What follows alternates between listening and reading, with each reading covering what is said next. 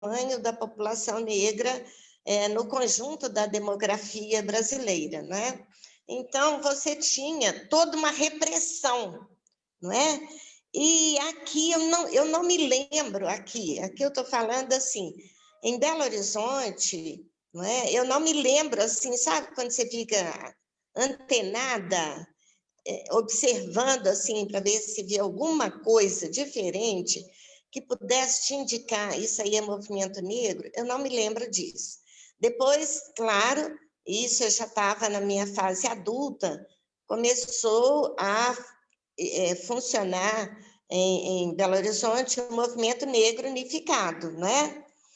E aí foi exatamente numa época em que eu comecei a me interessar pela temática racial, porque eu já tinha atuado em defesa dos direitos humanos de vários segmentos do povo brasileiro, né? Criança e adolescente, os pacientes, a gente fala essa palavra, mas haja paciência mesmo, os internos nos manicômios psiquiátricos, né? Eu participei da luta pela reforma dos manicômios, dos hospícios em Minas Gerais, isso ainda na década de 70, ou seja, eu atuava em várias frentes, lutei contra a ditadura militar, mas a temática eu nunca cruzei neste período todo com a questão racial, era uma temática invisibilizada, sabe? Por onde quer que a gente passasse, ninguém nunca cutucou assim, você é preta, o que significa ser preta?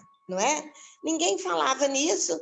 Eu sentia, eu até analiso este meu tempo como raça em si e raça para si, ou seja, né, fazendo uma analogia com Marx, que fala de classe em si e de classe para si. O que significa isso? Eu sentia o óbvio, eu era uma mulher negra, eu era discriminada, eu não era idiota, eu sabia disso, mas eu não tinha aquela consciência política, que é o que vocês, né?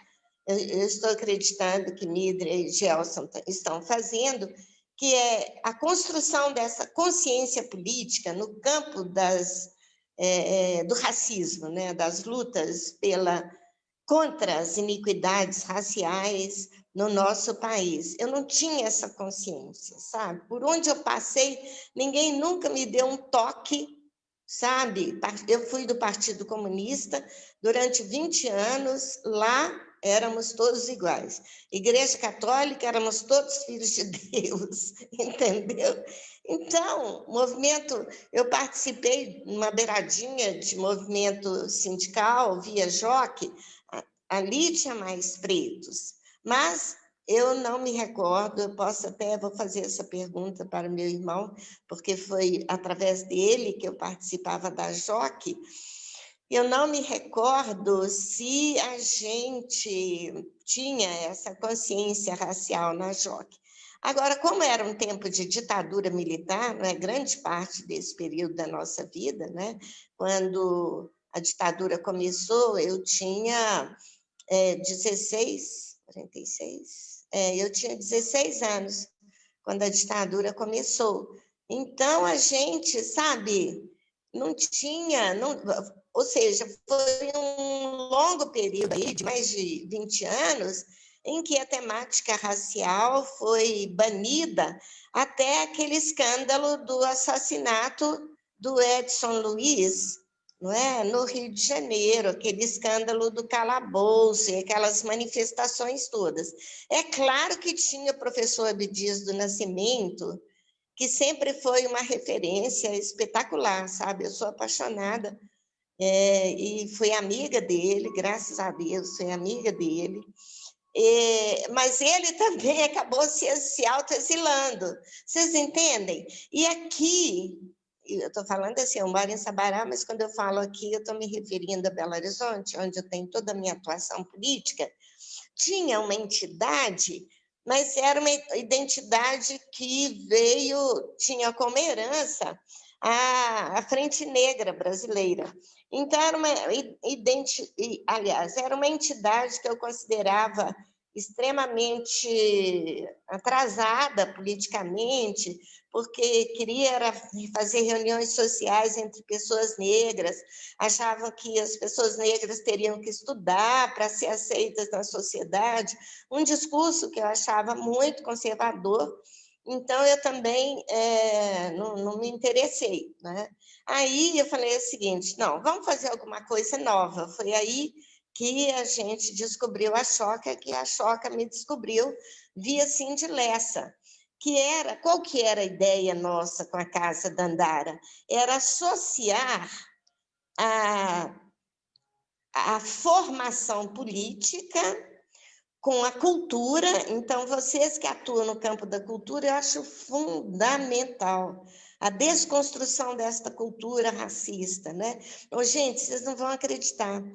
Olha, eu vi assim, gente, eu me lembro de uma senhora bem velhinha que disse o seguinte: eu nunca tive a oportunidade de falar sobre isso em toda a minha vida, sabe? Era uma dor da humilhação racial que nunca pôde ser expressa, que nunca pôde ser dita, né? Era o não dito, era o negado, é invisibilizado, sabe? São as várias táticas de negação da nossa história, da nossa cultura.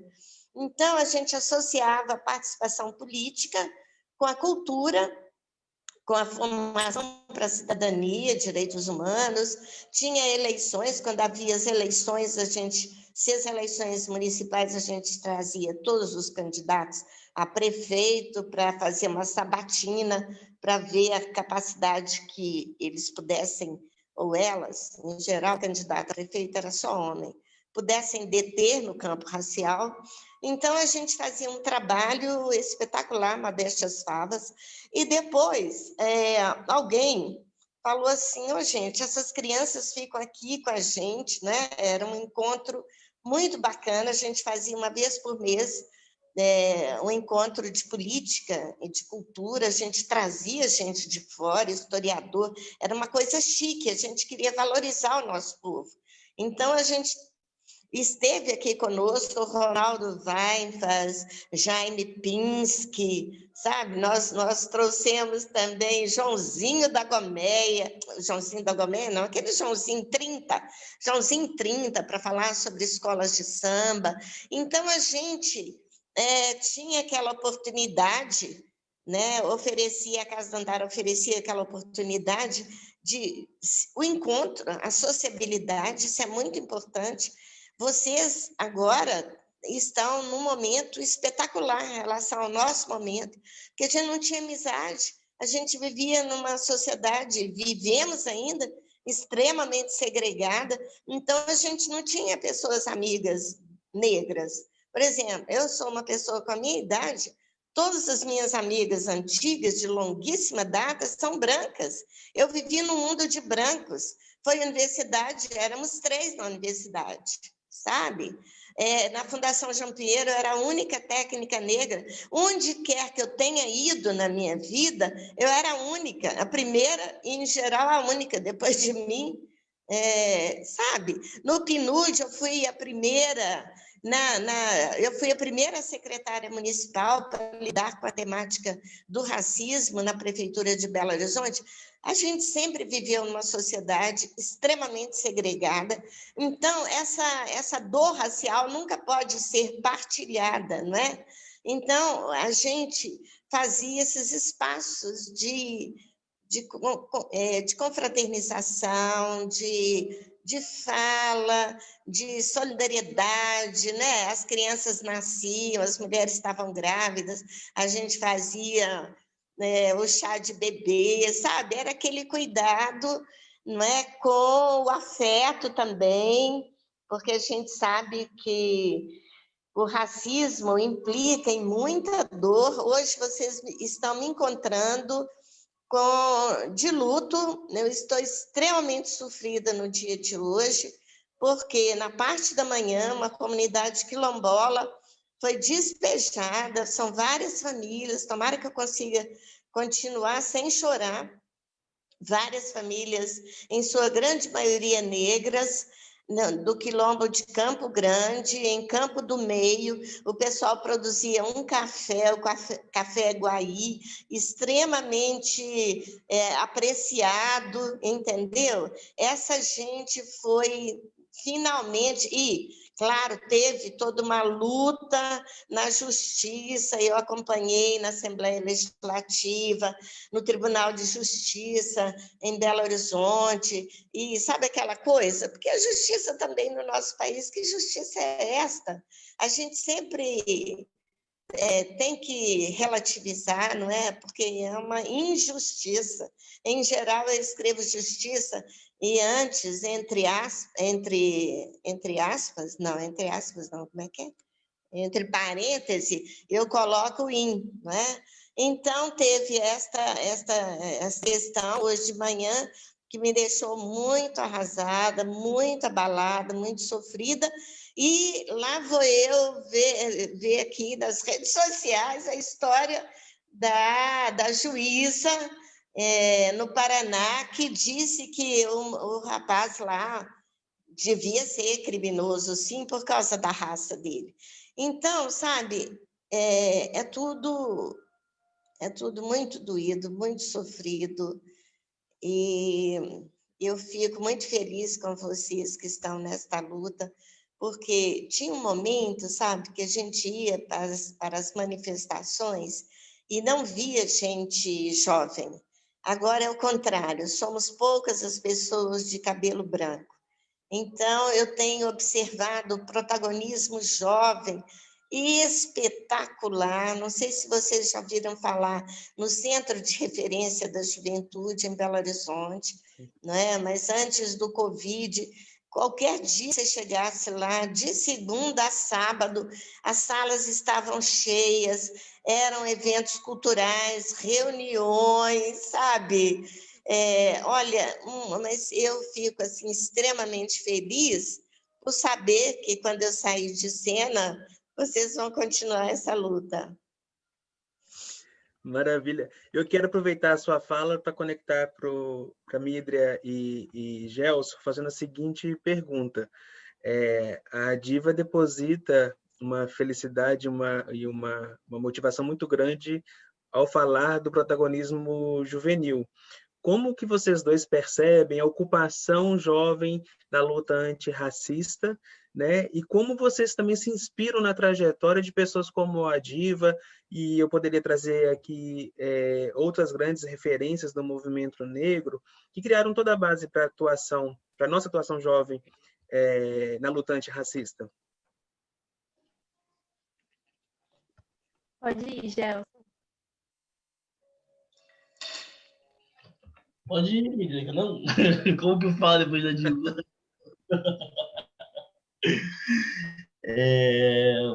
Nossa, está sendo muito importante. Eu vou falar muito isso, porque é muito importante a gente ver a nossa história viva, né? A gente está conversando com os nossos mais velhos. É uma coisa muito particular minha, que eu gosto muito de estar trocando, né? A gente olha para frente, mas com um olhar para trás também, e aí a gente tem que buscar nos mais velhos para nós seguirmos à frente. E eu acho que é sensacional quando a gente vai pensar que a luta do movimento negro hoje, né, das pessoas pretas hoje, ela não começou agora, né? Acho que a gente tem que estar batendo cabeça com quem veio antes da gente, né? Hoje Miri e eu estamos aqui, eu vi anos, acho que o Miri tem 20, né? Não sei, se não me engano, a gente está construindo, forjando a luta desde o início, desde novo, é porque nós tivemos essas referências que veio de casa, né? Que veio, que a gente lê, que a gente busca, porque nós estamos ainda num cenário muito triste, porque a juventude preta, para além do ativismo, a gente está sendo obrigado a se posicionar, a gente está sendo obrigado a estar no ativismo porque a gente está sendo assassinado, a gente está sendo exterminado nesse Brasil, né? Então, essa justiça é uma justiça racista, né? Não é uma injustiça, no caso, não é uma justiça para o povo preto, né? E aí a gente tem que buscar uma justiça racial para ontem, não é uma justiça social. a justiça racial para ontem. Então, quando a gente começa a constituir a luta pelos direitos humanos, é entendendo que a cada 23 minutos um jovem negro está sendo assassinado no Brasil. E isso é doído. E isso não é só estatística. São nossos irmãos, são nossos amigos, nossos primos. Como canso de falar, e eu vou sempre falar isso. São pessoas, são vidas, são amores, são histórias. Nós somos isso, né? E a gente está nesse espaço de troca, o que a Diva trouxe no início da fala dela é algo muito importante de falar, olha, eu não tinha que me doer sobre o racismo, né? À minha volta eu era a única pessoa negra e nós não queremos ser únicas negras nos espaços. Nós queremos mais, nós não queremos ser a única pessoa, a única história que está bem sucedida.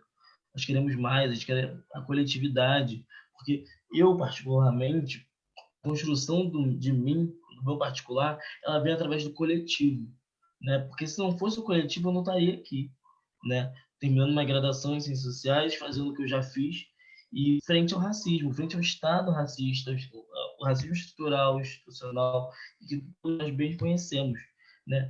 E isso é muito importante, a gente refletir na Diva, né, como uma história viva, como que a gente consegue adaptar e trazê-la para a gente, né? Como que a gente consegue, à luz da fala, da vivência, das vivências da Diva, como que a gente vai para frente? Porque hoje, quando a gente vê o Silvio de Almeida falando no Roda Viva que o movimento negro ele está dentro das periferias e favelas, dentro quando essa juventude que está se articulando e mobilizando a garantia de segurança alimentar, direito básico para esses moradores que estão sendo mobilizados, né? Porque a alimentação é uma dignidade, é um direito humano. O Estado deveria estar garantindo isso para todos nós.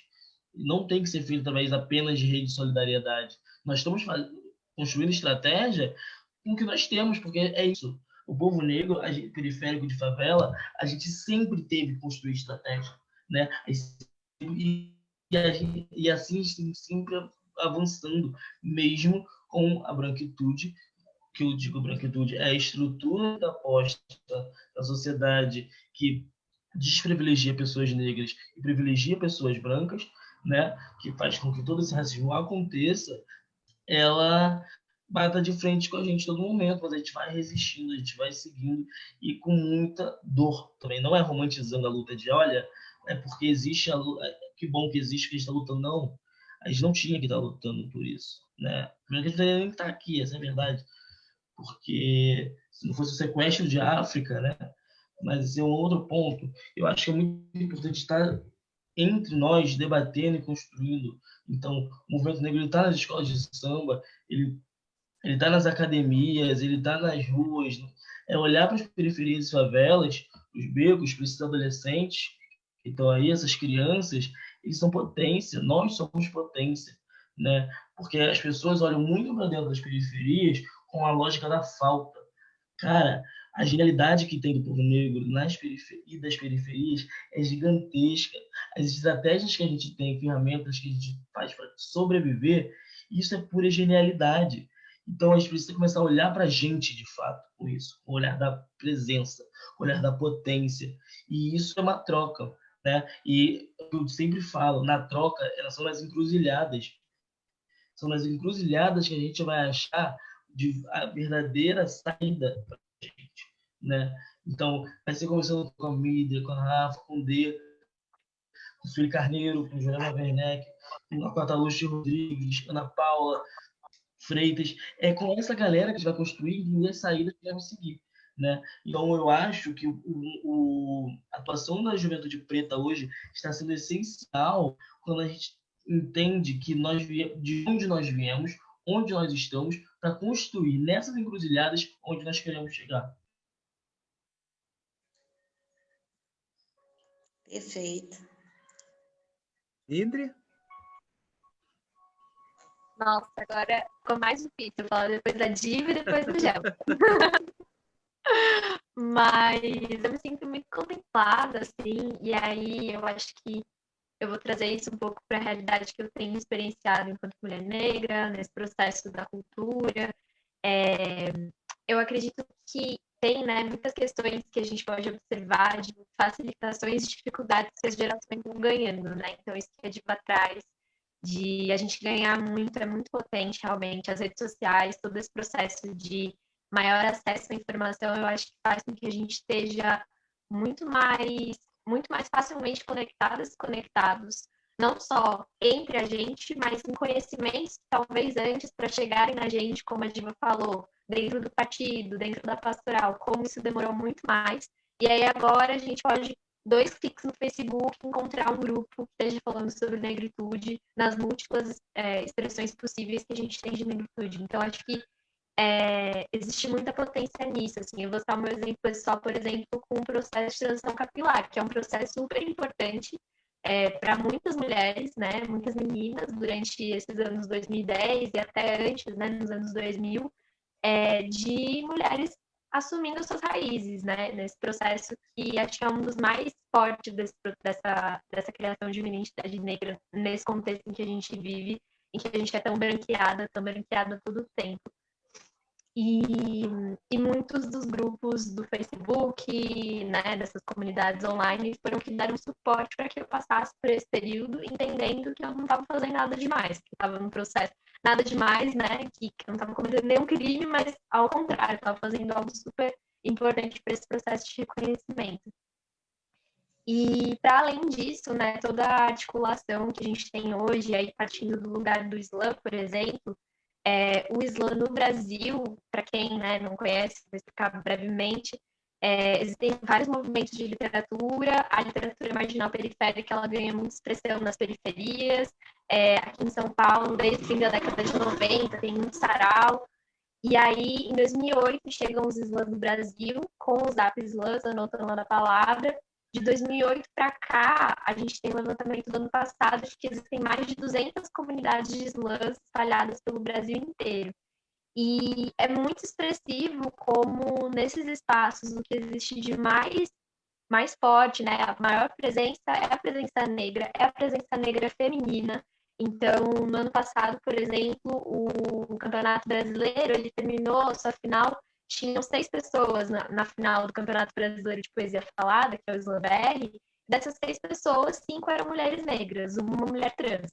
Então, a gente reverte, né, essas posições de poder quando a gente cria os nossos próprios espaços e as nossas próprias possibilidades de escuta e de troca, que eu acho que é muito do trabalho que a Diva traz, do Gelson também, quando a gente valoriza os nossos saberes. E eu sinto que é esse processo que a juventude, né, enquanto parte da juventude, do meu lugar, que eu consigo observar isso, assim, que a gente está se valorizando mais mutuamente. E nesse processo de valorização, a gente encontra mais força para lidar com esse outro sistema, né? Com esse outro tempo, com essa outra forma de ver o mundo. É um outro rolê que impuseram para a gente, desde o sequestro, como o Gelson traz, que não é nosso, mas a gente tem que lidar com todos os defeitos e todas as coisas terríveis que vêm disso. E aí eu sinto que nesse processo de valorizar a nossa potência, né? Tem todo esse projeto Potências Negras, essas hashtags que a gente tem hoje, a gente vai ganhando mais força. Eu acho que as fontes de força estão mais próximas da gente e a gente tem muito legado para ver, né? Olhar para trás desse movimento de Sankofa, de ver pessoas como a Diva, de se olhar nesse momento já como ancestral, uma da outra, um do outro, eu entender que o Gelson é meu ancestral, que eu sou ancestral do Gelson, do Rafa, que a gente está todo mundo aqui conectado. Acho que é um processo muito bonito, assim, sinto que a gente está nessa direção. Que fantástico.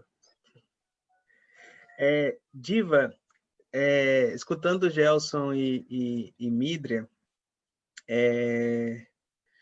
o professor Jairo Pereira Jesus tem falado muito sobre um pensar fazer sendo, né? Não só pensar o afro, pensar a diáspora africana, mas também partir para um campo de ação que permita o surgimento de uma intersubjetividade,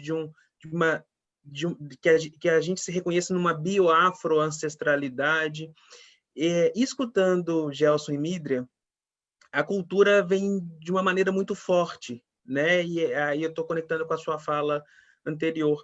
Você acha que, vocês três, né, que o resgate das manifestações culturais e a identidade que se constrói em se enxergar no outro uma dos principais motivos do fortalecimento do movimento e também para que pessoas negras ocupem mais espaços de poder, né, já que você tem uma trajetória também de pensar a cultura na interface da política, em que lugar tem a cultura aí e como que essa juventude acaba pensando e fazendo ao mesmo tempo, fortalecendo essa bioafroancestralidade? Olha, gente, eu tenho falado o tempo todo que a vitória do Bolsonaro significou uma derrota para nós no campo da cultura. Eu acho que, sabe, trabalhar no campo da cultura, para mim, é fundamental. Fundamental. Por exemplo, Midre está falando sobre os cabelos, né?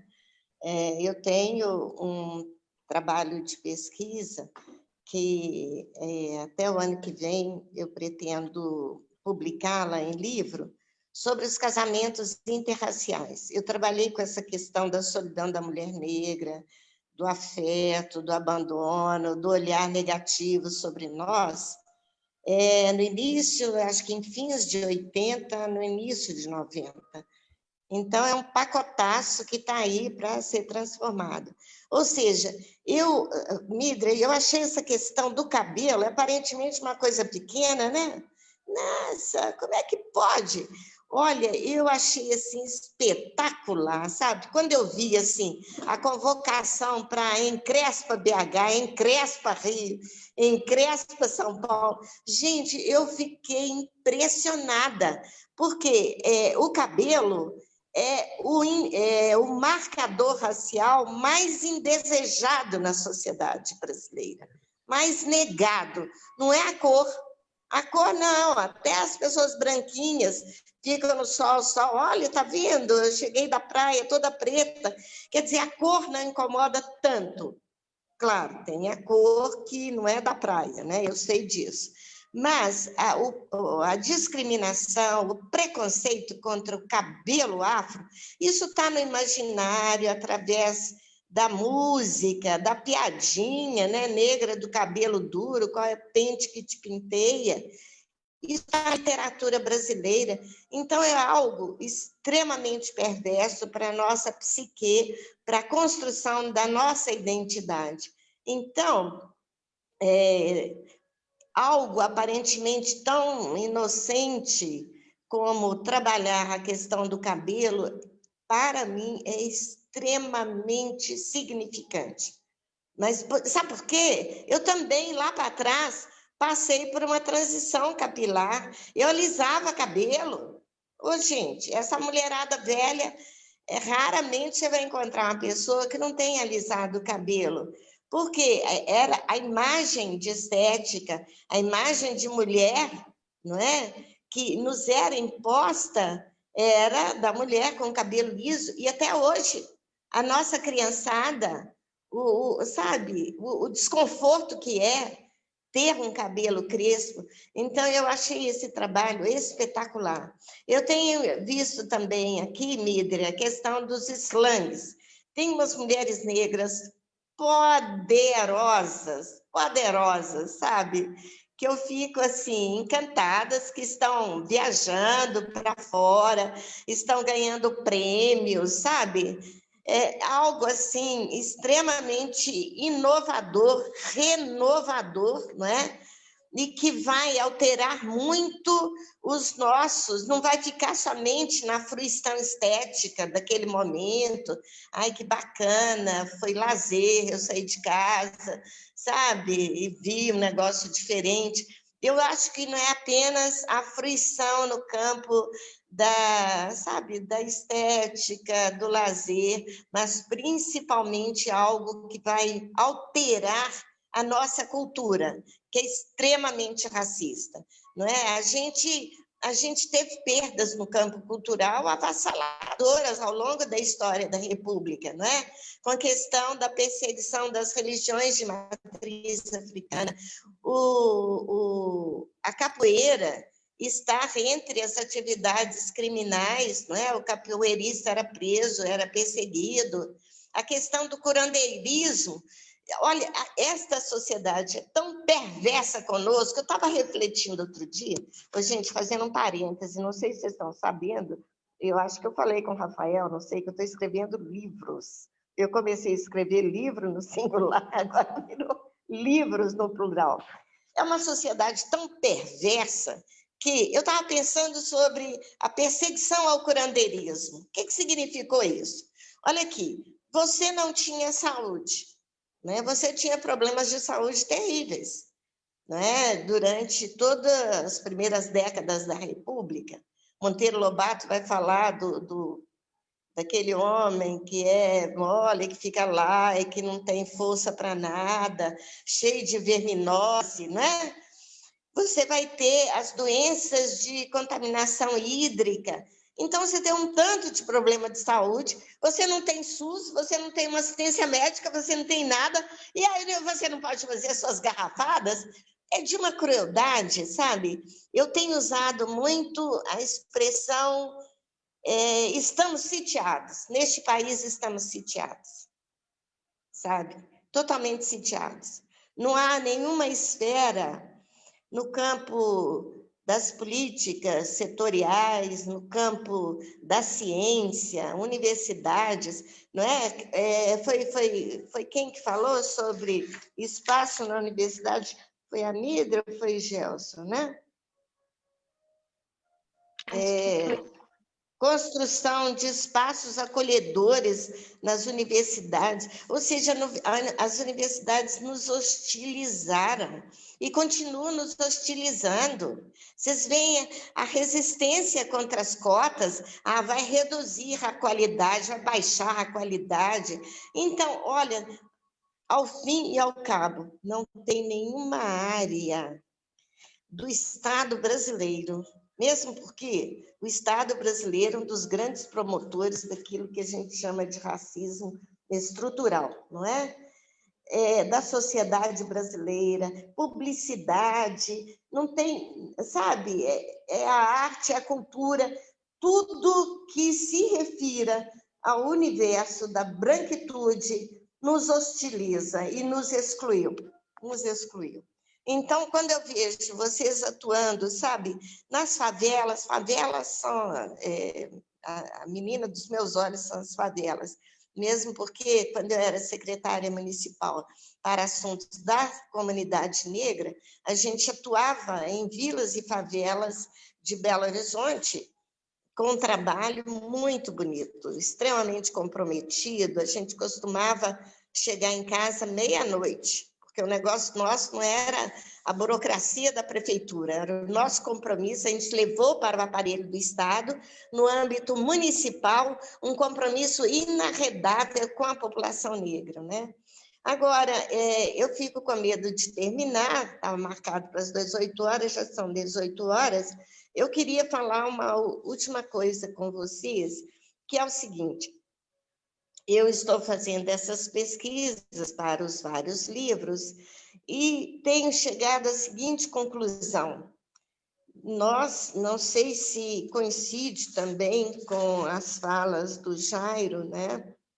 Campo de ação, novas, reconhecer, né? Novos campos aí, né? De ancestralidade.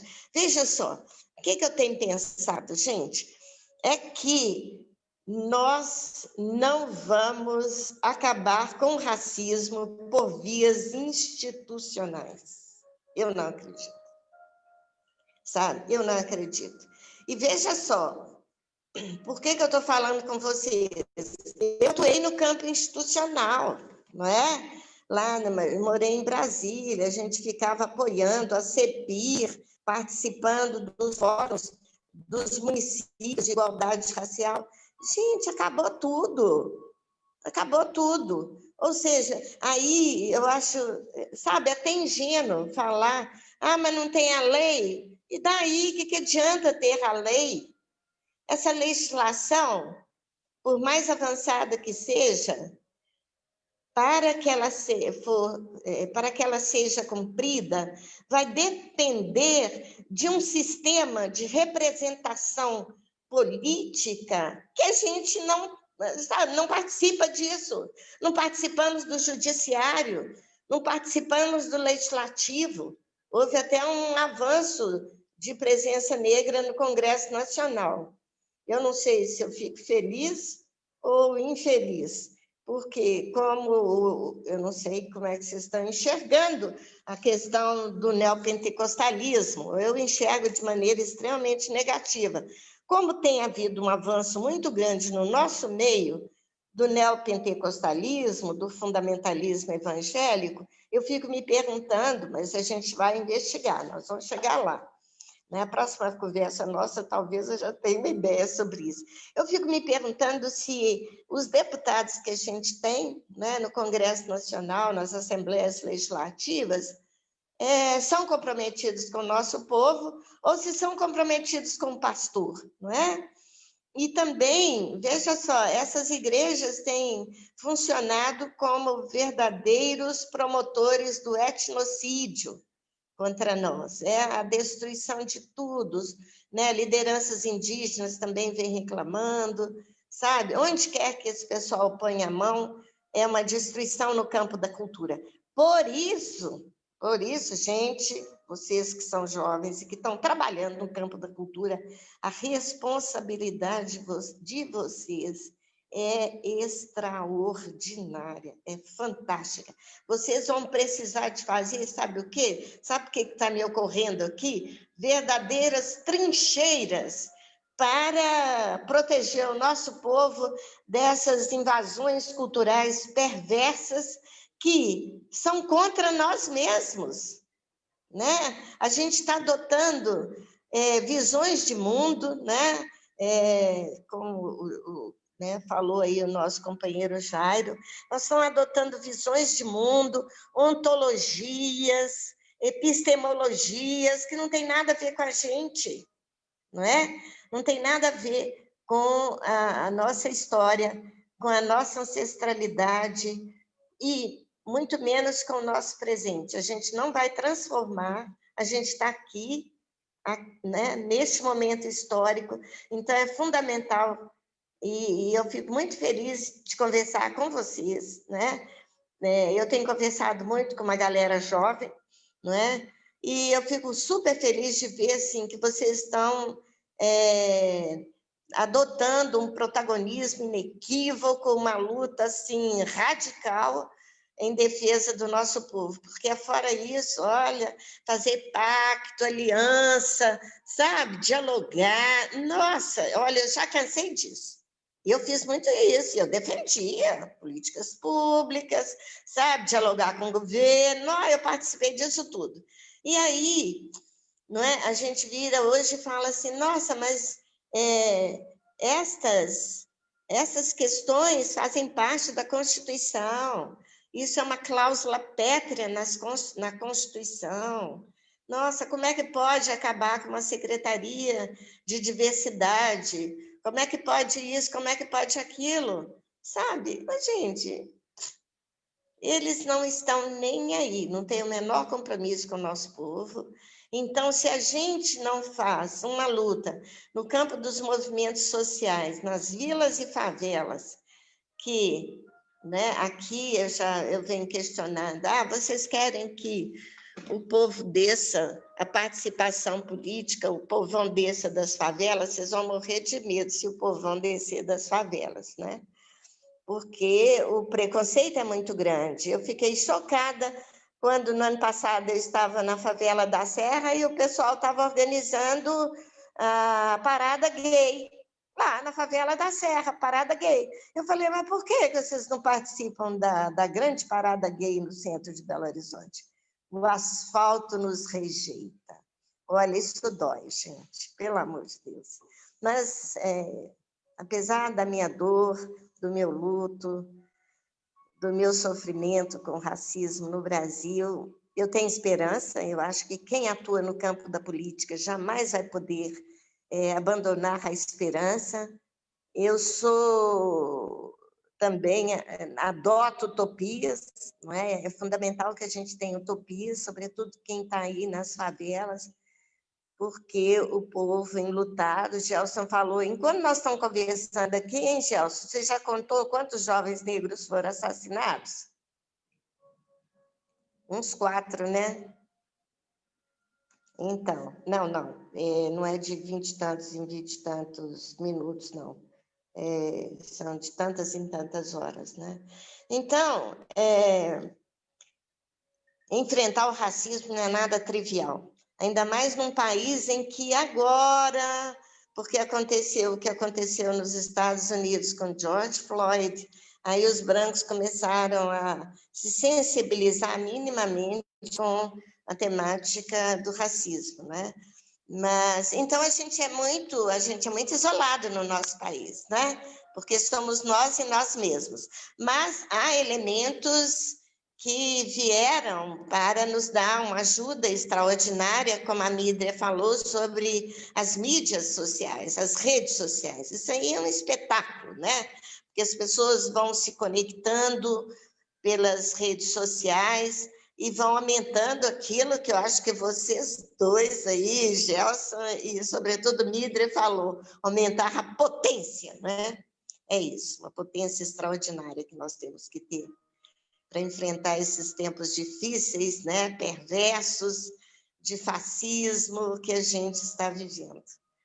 Mas tenho esperança e sou utópica, né? Um mundo diferente virá, mas virá, sabe de quem?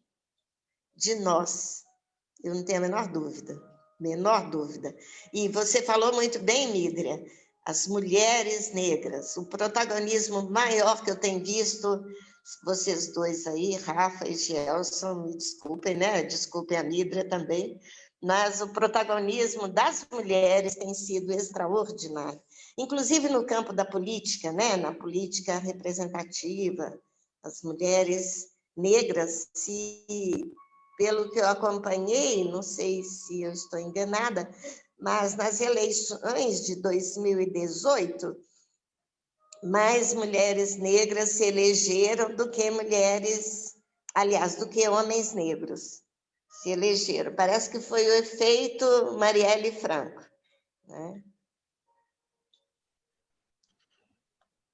Mídria, Gelson, eu sei que a gente tinha o horário das 18, como a gente começou os minutinhos atrasado, vou estender mais 5 para ouvir vocês. Seria fantástico, a partir dessa fala da Diva, poder ouvi-los. Especialmente sobre as trincheiras possíveis. A Diva falou das trincheiras, isso ficou muito forte aqui na minha cabeça.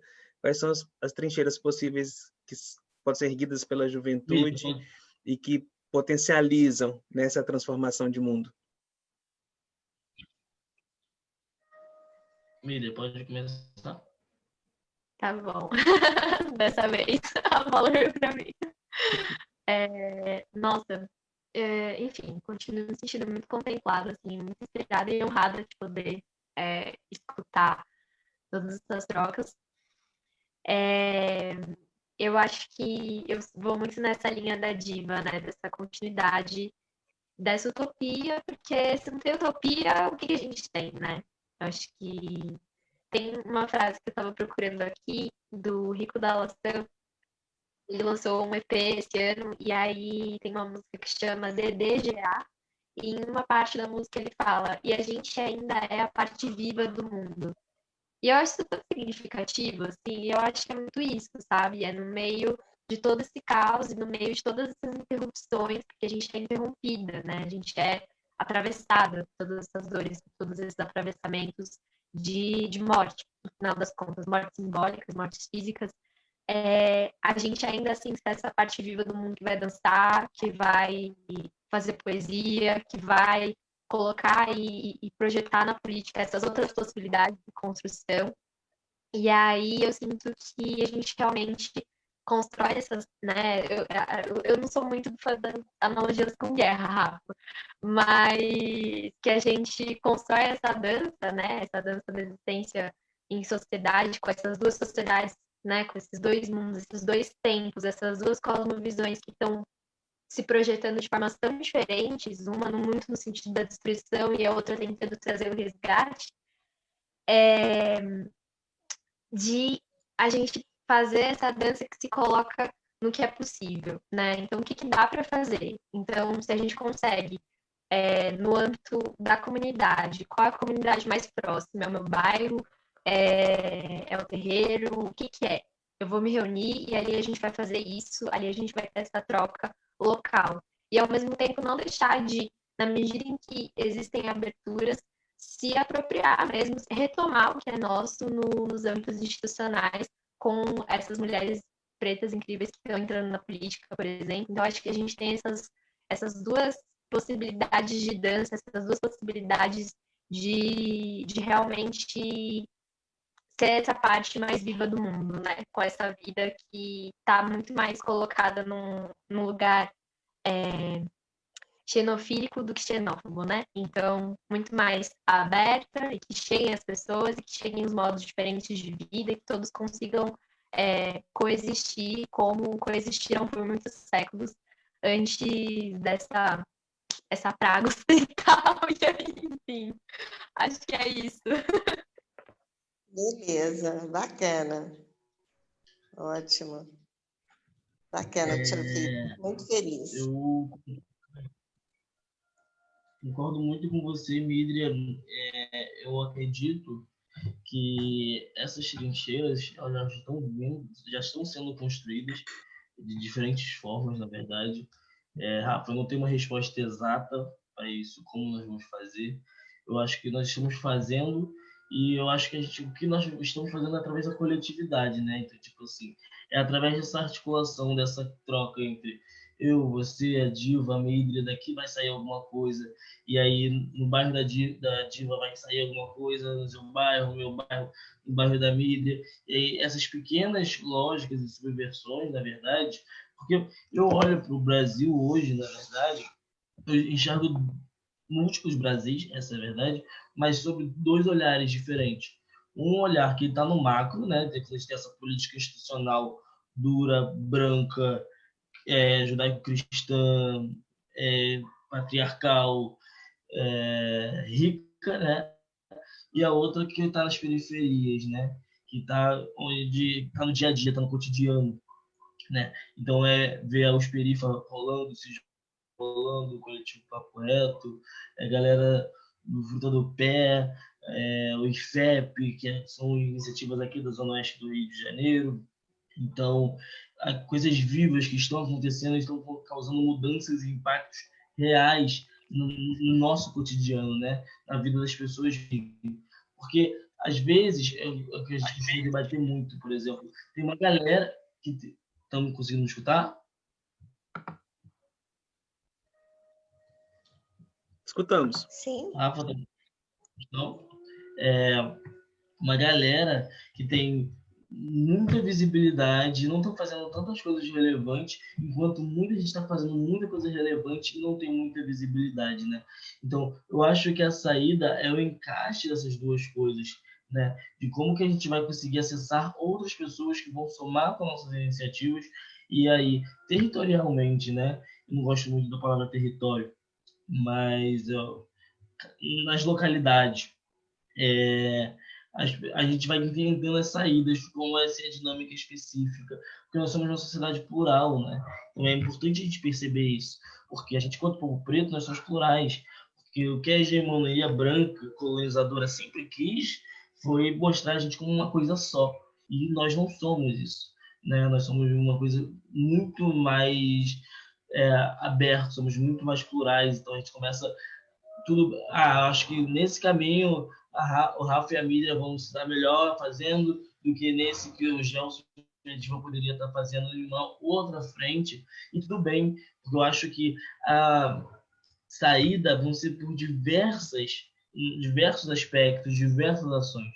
Entendeu? Então, essas trincheiras de fato várias trincheiras que vão ser construídas através da juventude preta, da galera que já veio antes da gente, sabe, dos mais velhos, e é isso. Eu acredito que essas encruzilhadas que levarão às trincheiras, então a saída é na coletividade, sabe?